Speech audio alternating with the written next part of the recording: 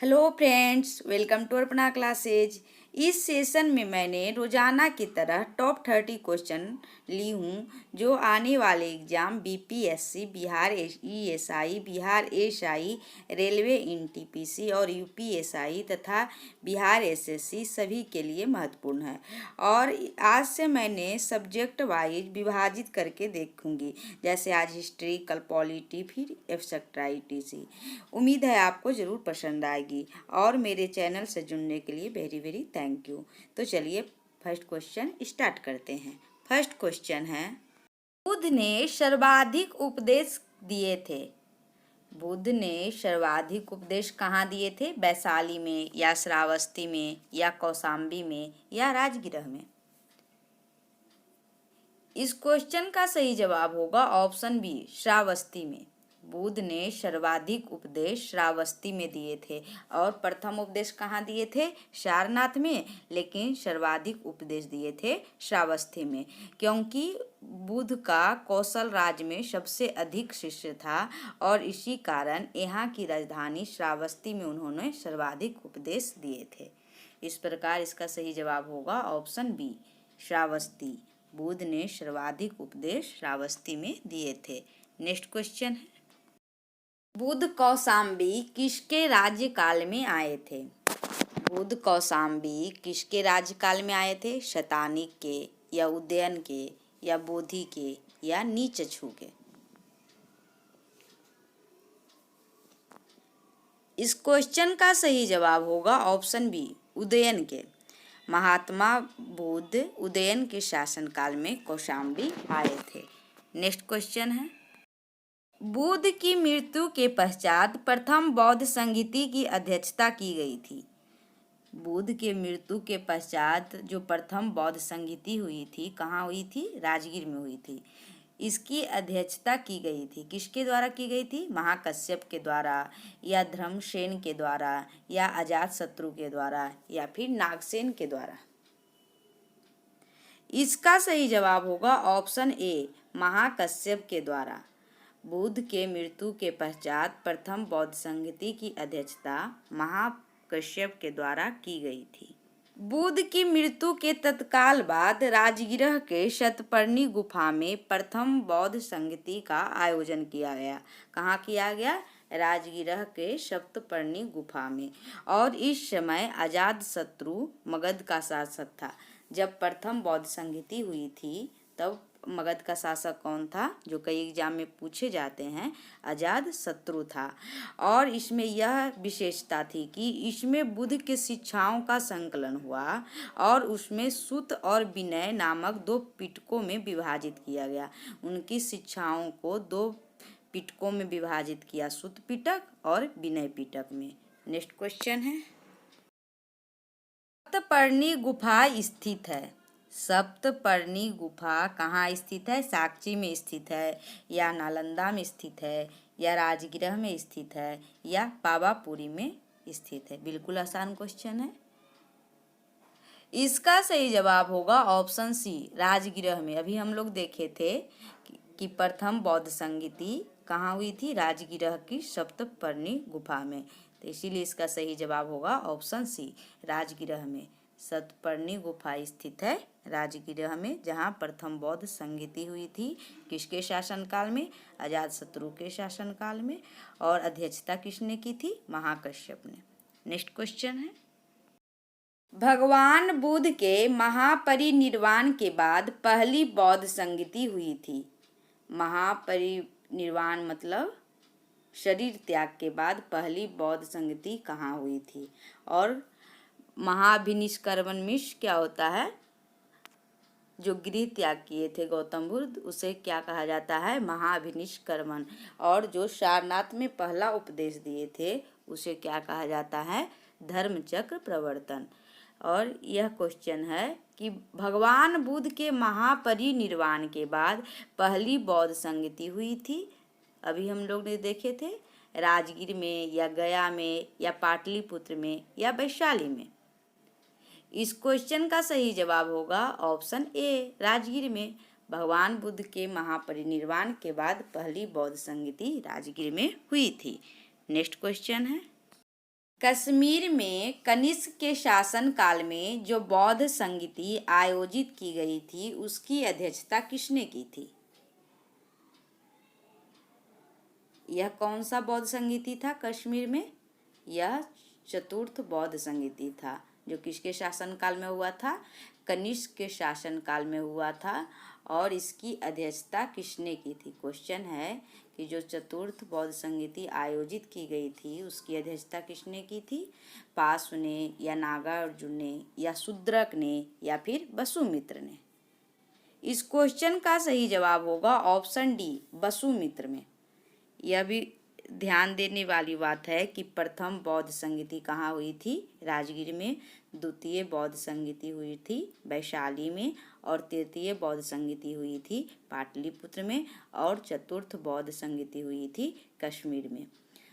प्रथम बौद्ध संगीति के समय शासनकाल अजातशत्रु का, और द्वितीय बौद्ध संगीति के समय शासक कालाशोक था। और तृतीय बौद्ध संगीति के समय शासक कौन था? अशोक था। और चतुर्थ बौद्ध संगीति के समय शासक कौन था? कनिष्क था। यह चारों बौद्ध संगीति किसी भी बिंदु से क्वेश्चन आ सकते हैं। नेक्स्ट क्वेश्चन है, बौद्ध धर्म की महायान शाखा औपचारिक रूप से किसके शासनकाल में प्रकट हुए? महायान शाखा किसके शासनकाल में प्रकट हुए थे? अजातशत्रु के शासनकाल में, या अशोक के शासनकाल में, या धर्मपाल के शासनकाल में, या फिर कनिष्क के शासनकाल में? महायान शाखा औपचारिक रूप से किसके शासनकाल में प्रकट हुए? इसका सही जवाब होगा ऑप्शन डी, कनिष्क के शासनकाल में।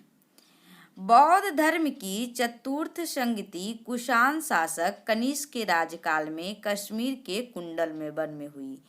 चतुर्थ संगीति किसके शासनकाल में हुई? कनिष्क के राज्यकाल में। और कहाँ हुई? कश्मीर के कुंडलवन में हुई। और इसकी अध्यक्षता वसुमित्र ने की तथा अश्वघोष इसके उपाध्यक्ष बने। अध्यक्ष कौन थे चतुर्थ बौद्ध संगीति के? वसुमित्र थे। और उपाध्यक्ष कौन थे? अश्वघोष थे। और इसी समय बौद्ध धर्म हीनयान और नामक दो संप्रदायों में विभक्त हो गया। और यहाँ इस सभा में बौद्ध ग्रंथों के कठिन अंशों पर सम्यक विचार किया गया तथा प्रत्येक पिटक पर भाष्य लिखकर उन्हें विभाषा शास्त्र नामक टीकाओं में संकलित किया गया। क्यों किया गया?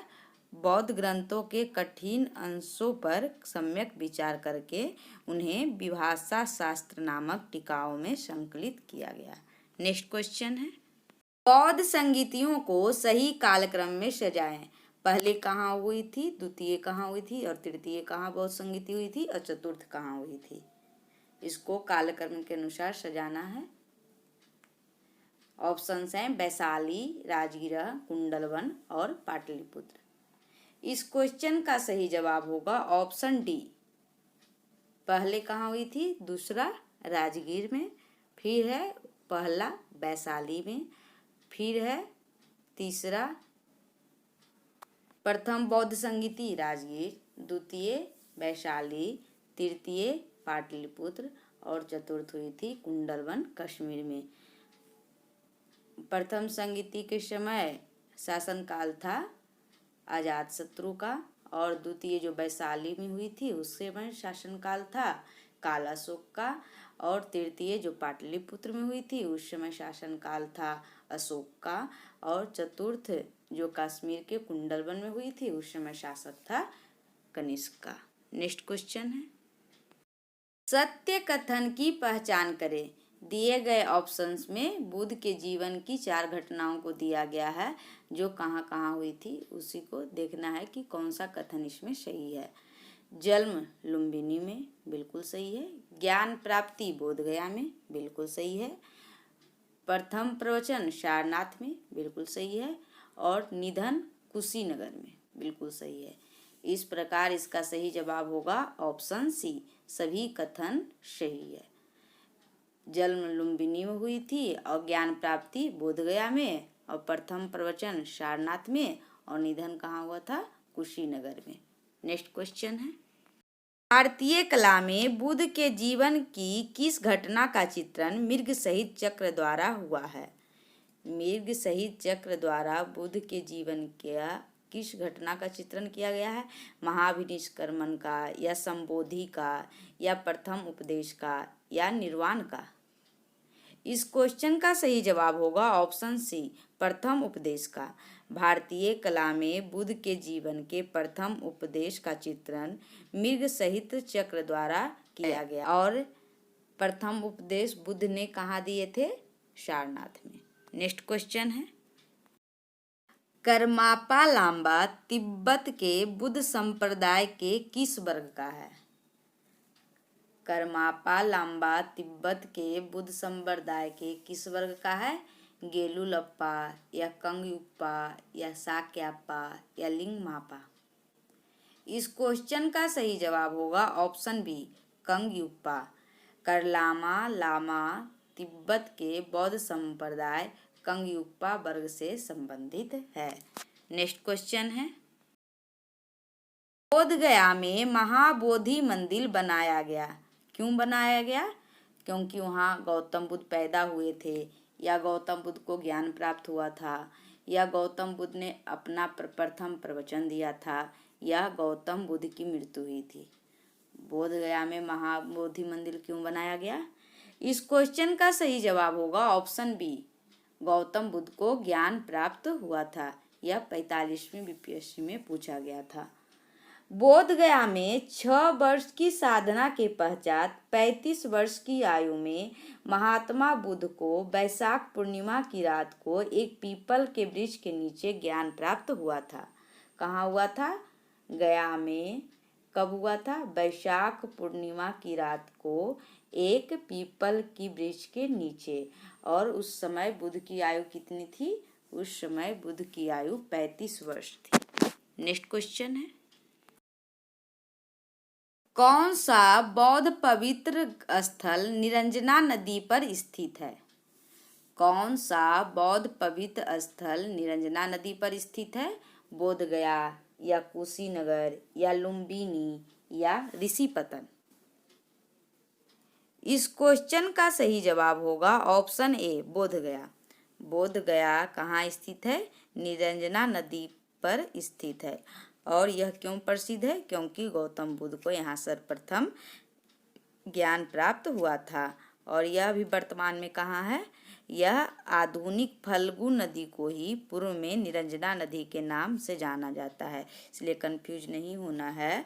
जो फल्गु नदी है उसी को ही निरंजना नदी के नाम से पहले जाना जाता था। और यह नदी 2 छोटी धाराओं निरंजना एवं मोहना के मिलने के बाद बनती है। यह जो फल्गु नदी है 2 छोटी धाराओं निरंजना एवं मोहना के मिलने के बाद बनती है। इस प्रकार इसका सही जवाब होगा ऑप्शन ए, बोध गया। बोध गया निरंजना नदी पर स्थित है, जहाँ गौतम बुद्ध को प्रथम ज्ञान प्राप्त हुआ था। नेक्स्ट क्वेश्चन, बुद्ध के उपदेश किससे संबंधित है? बुद्ध के द्वारा जो उपदेश दिया गया है वह किससे संबंधित है? आत्मा संबंधी विवाद से, या ब्रह्मचर्य से, या धार्मिक कर्मकांड से, या आचरण की शुद्धता एवं पवित्रता से? इस क्वेश्चन का सही जवाब होगा ऑप्शन डी, आचरण की शुद्धता एवं पवित्रता से। बुद्ध के उपदेश आचरण की शुद्धता एवं पवित्रता से संबंधित है, क्योंकि बुद्ध ने धार्मिक कर्मकांडों की आलोचना की है। नेक्स्ट क्वेश्चन है, कौन बुद्ध के जीवन काल में ही संघ प्रमुख होना चाहता था? बुद्ध के जीवन में ही काल में ही वह संघ का प्रमुख होना चाहता था। वह व्यक्ति कौन था? देवदत्त था, या महाकश्यप था, या उपाली था, या आनंद था? इस क्वेश्चन का सही जवाब होगा ऑप्शन ए, देवदत्त था। देवदत्त बुद्ध के जीवन काल में ही संघ प्रमुख होना चाहता था। और देवदत्त कौन था? बुद्ध का चचेरा भाई था। जो देवदत्त था वह बुद्ध का चचेरा भाई था, और पहले तो वह अनुयायी बना, उसके बाद वह बुद्ध का विरोधी बन गया था। वह बौद्ध धर्म से बुद्ध को हटाकर स्वयं संघ का प्रधान बनना चाहता था, किंतु उसे इसमें सफलता नहीं मिली। वह खुद बुद्ध को हटाकर स्वयं संघ का प्रधान बनना चाहता था। नेक्स्ट क्वेश्चन है, गौतम बुद्ध ने अपने मृत्यु के उपरांत बौद्ध संघ के नेतृत्व के लिए किसे नामित किया था? गौतम बुद्ध ने अपनी मृत्यु के उपरांत बौद्ध संघ के नेतृत्व के लिए किसे नामित किया था? आनंद को, या महाकश्यप को, या उपाली को, या ऑप्शन डी इनमें से कोई नहीं।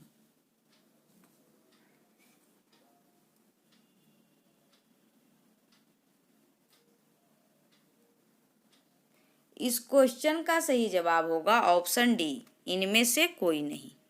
बुद्ध ने अपनी मृत्यु के उपरांत बौद्ध संघ के नेतृत्व के लिए किसी को नामित नहीं किया था और बल्कि अपने उपदेशों, धर्म और विनय को ही मार्गदर्शक बताया था।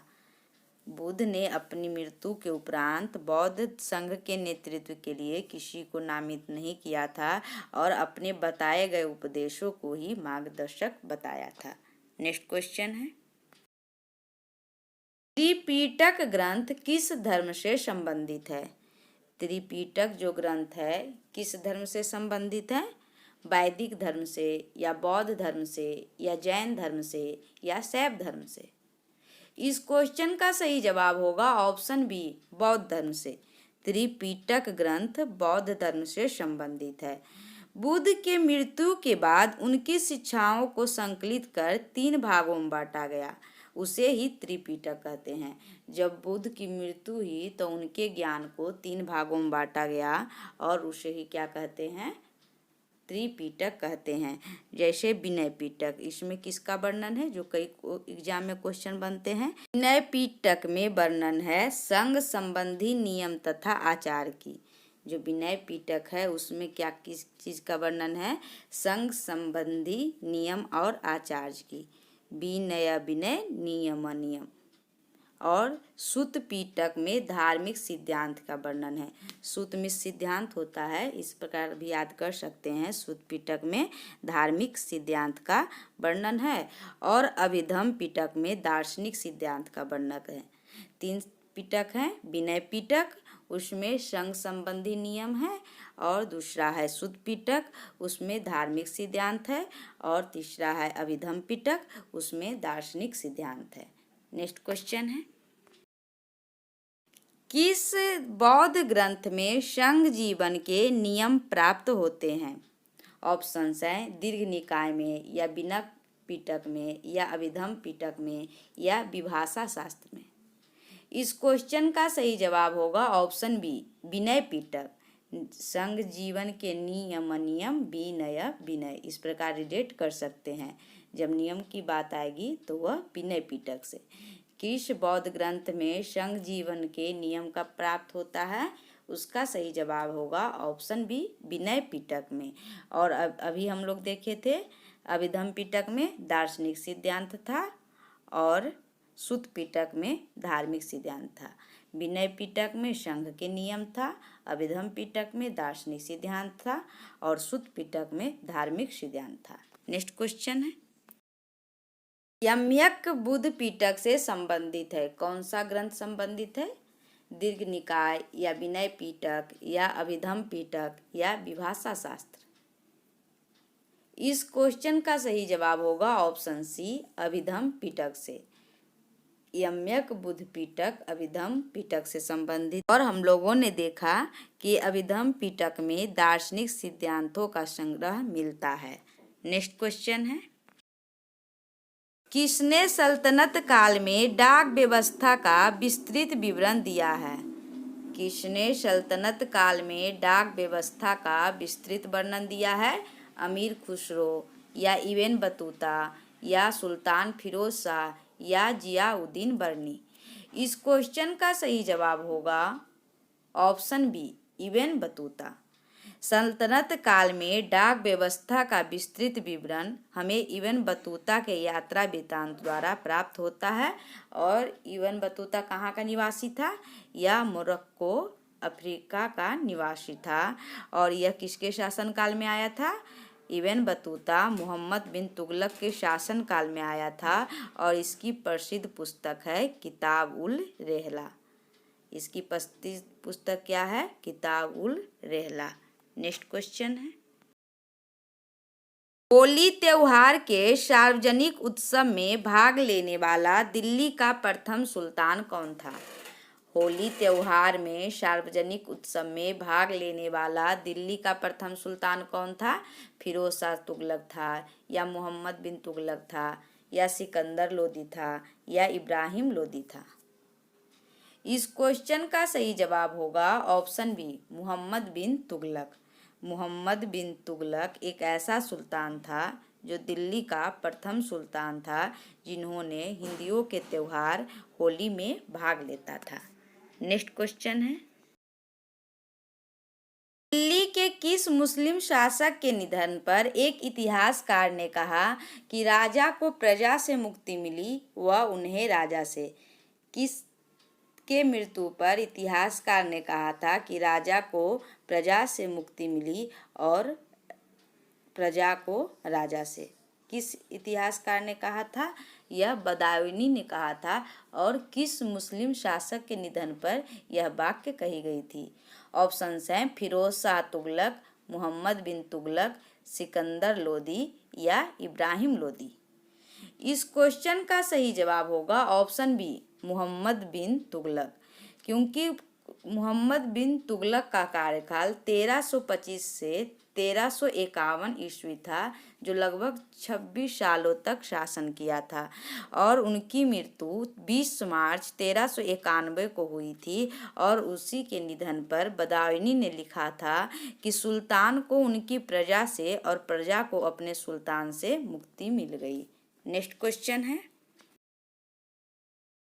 किस सुल्तान ने बेरोजगारों को रोजगार दिलवाया? वह कौन सा सुल्तान था जो बेरोजगारों को रोजगार दिया था? ऑप्शंस हैं फिरोज शाह तुगलक, मोहम्मद बिन तुगलक, सिकंदर लोदी या इब्राहिम लोदी।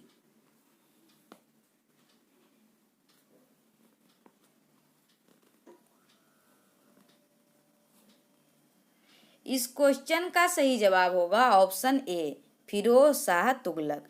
फिरोज शाह तुगलक ने सामान्य लोगों की भलाई के लिए कुछ उपकार के कार्य किए। यह एक सबसे बड़ा उपकार था जो अभी वर्तमान में भी है। क्या काम किए फिरोज शाह तुगलक ने?